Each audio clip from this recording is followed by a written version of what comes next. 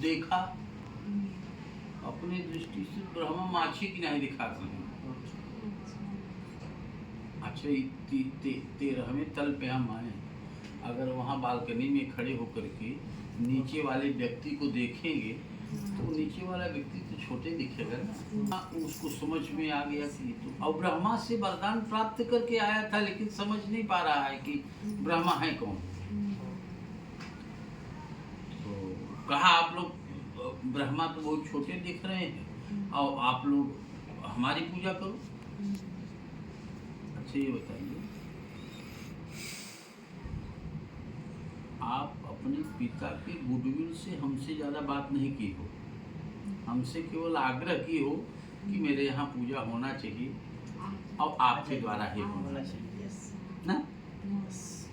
अगर कोई अपरिचित व्यक्ति रहता, पंडित जी कितना खर्च लगेगा, क्या होगा, कैसे होगा, हाँ ये पूजा इतने में कर ले, उतने में, तमाम सारी बातें आती हैं। तो विष्णु भगवान ये जो और लोग पूजा कर रहे थे, उन्होंने कहा कि अब अपरिचित कोई भी बात कहे तो नहीं समझ में आता। तो वो अंधकासुर कहा कि यदि ब्रह्मा विष्णु महेश तीनों यदि कह देंगे हमारी पूजा करने के लिए तब करोगे। कुछ लोगों ने कहा कि हाँ हाँ तब करेंगे, कोई दिक्कत नहीं, ब्रह्मा विष्णु महेश कहें तो हमको।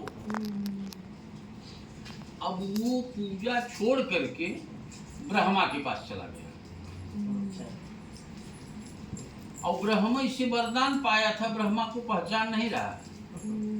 कहा सुनिए, पूरी पृथ्वी पर मैं सबसे बड़ा हूँ, जितनी बड़ी पृथ्वी है उतना बड़ा मैं हूँ। और पृथ्वी के लोगों को बोल दीजिए, पृथ्वी के लोगों को बोल दीजिए कि मेरी पूजा करना प्रारंभ कर। कहा तुम अंधकासुर ही हो ना? कहे हाँ। कहा कि मैंने तुम ब्रह्मा को की पूजा करने किए थे, तो क्या ब्रह्मा जी तुमको आकर के बोले थे कि तुम मेरी पूजा करो? कहा नहीं, बोले तो नहीं थे। कहा जब बोले नहीं थे तो ब्रह्मा किसी को क्यों कहेंगे कि तुम इनकी पूजा करो? किसी के लिए हम रिकमेंड नहीं करते हैं।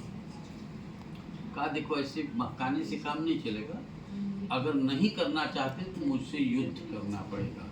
अगर युद्ध में आप जीतोगे तो आपकी पूजा होगी, अगर मैं जीतूंगा तो मेरी पूजा होगी आपकी जगह पे। अब ब्राह्मण से यू युद्ध करने लगा।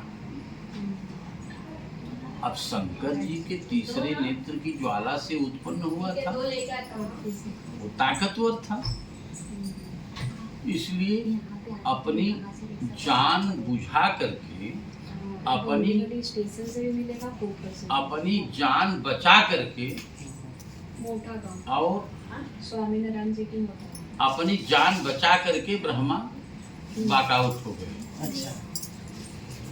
अब विष्णु के पास गया और विष्णु से कहने लगा कि आप लोग क्या कर रहे हो? विष्णु योग निद्रा में थे, योग माया में थे। अभी चौमासा लगने वाला है, इसीलिए आपका ये गृह प्रवेश आज के लिए ही लगा। समझ रहे ना? आपने बल्कि ये कहा कि कुछ आगे बढ़ा दे, हम कहे नहीं आगे नहीं बढ़ेगा, आज यही लास्ट पोजीशन चल रहा है। तो विष्णु योग माया में थे और वो परेशान थे, क्या स्थिति बनी। विष्णु भी पतली गली से अंदर बाहर शंकर जी के पास गए। अब शंकर जी से ही उत्पन्न व्यक्ति शंकर जी को ही लड़ाई करने के लिए चैलेंज दे रहा है। लेकिन नियम ये है, शास्त्र ये है कि विष वृक्षोपि सम्मर्ध स्वयं छेतुम न सांप्रतम। विष का वृक्ष भी स्वयं लगा दिया जाए, लेकिन उस विष के वृक्ष को काटने का अधिकार हमको आपको नहीं है। शंकर जी भी पतली गली से बाहर चले गए। अब तीनों लोग एक साथ इकट्ठा होकर के आपस में विचार कर रहे थे कि ये बवाल कैसे समाप्त किया जाए। तब तक वहां पहुंच गया अंधकासुर।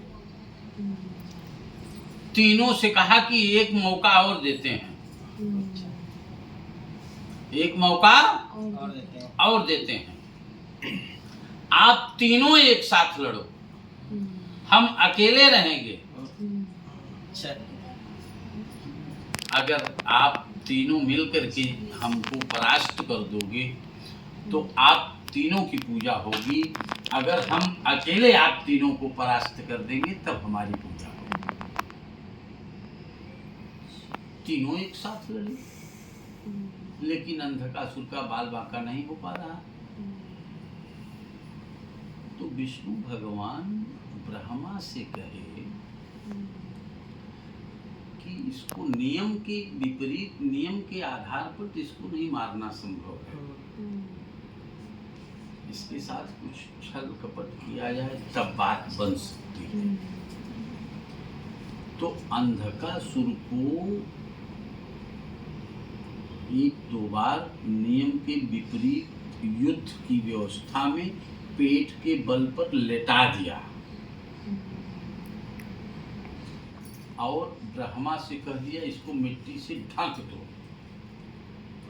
तो ब्रह्मा मिट्टी से ढक दी, लेकिन वो 2 मिनट में ऐसे देह भाजे, सब माटी फाटी गायब।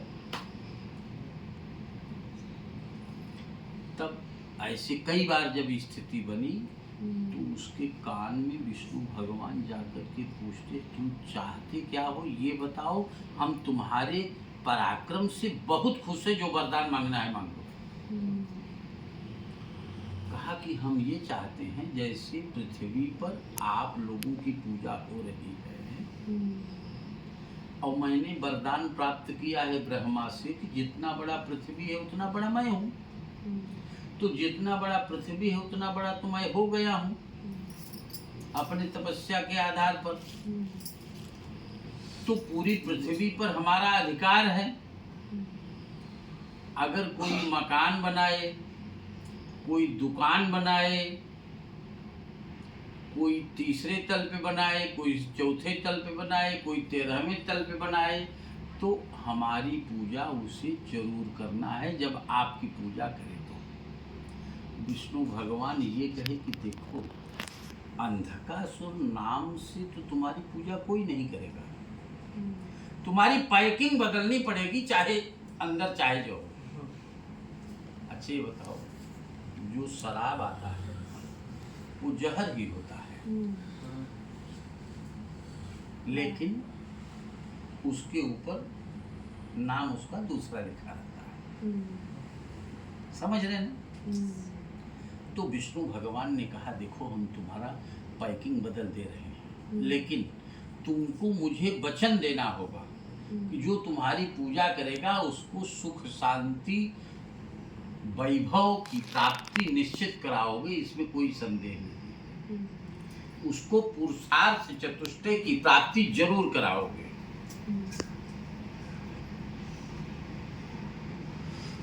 समझ रहे हैं? तो विष्णु भगवान को अंधकासुर ने वचन दिया कि कोई गृह प्रवेश करते समय वास्तु पूजन यदि करेगा, वास्तु की पूजा यदि करेगा, जो आपने मूर्ति ले आया है वो वास्तु का ही स्वरूप है। वास्तु पुरुष माने विष्णु भगवान की ही एक प्रतिमूर्ति है। विष्णु भगवान ने अपना नाम, अपना सिंबल उसको दे दिया। जैसे सीए को एक सिंबल मिल जाता है ना, मुहर, उसी प्रकार से एक सिंबल दे दिया और ये कहा कि तुम्हारी पूजा कोई यदि करेगा तो उसको वचन दो कि उसके घर में सुख शांति वैभव आज की प्राप्ति होगी। सब लोग हाथ जोड़िए और बोलिए ओम नमो वास्तु पुरुषाय भू शय्या धृतिप्रद मद गृहे धन धान्यादि समृद्धिं कुरु सर्वदा। सशंख चक्रं सकीरीट कुंडलं पीतवस्त्रं सरसीरुहे क्षणं सहर्वक्ष स्थलकौस्तुभश्रियं नमामि विष्णुं शिरसा चतुर्भुजम्।